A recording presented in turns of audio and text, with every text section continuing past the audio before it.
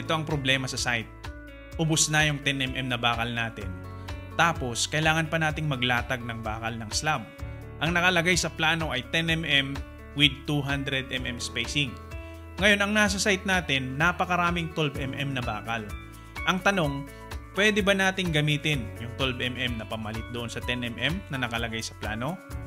Pwede po yan guys. Kailangan lang natin i-compute yung equivalent na spacing ng 12mm na bakal doon sa 10mm with 200mm spacing. Sa madaling salita, papalitan natin yung 10mm ng 12mm. Ganito lang yan guys.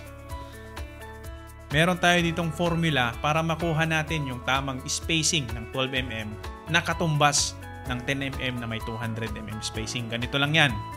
Ang ibig sabihin ng dito na ito yung kinukuha natin ang spacing. Ibig sabihin, yan yung 12mm. I-multiply lang daw natin siya sa sarili niya na 12 lang din. Tapos ito namang S1 na yan, spacing yan nung 10mm na bakal. Ano ba yung spacing niya? 200. I-divide lang natin daw doon sa diameter ng nasa plano na bakal. Yun ang 10mm. Yan yung 10mm. I-multiply din natin sa 10mm. Tapos, makukuha na natin yung spacing ng 12mm na bakal.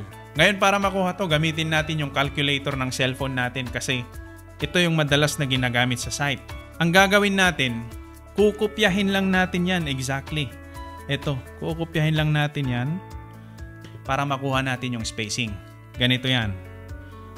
12 times 12 times 200 tapos close parenthesis divide 10 times 10. Yan na po ang magiging spacing ng 12mm na bakal. Kung napansin nyo po ay mas malaki siya kasi mas malaki yung diameter ng bakal na ipapalit natin.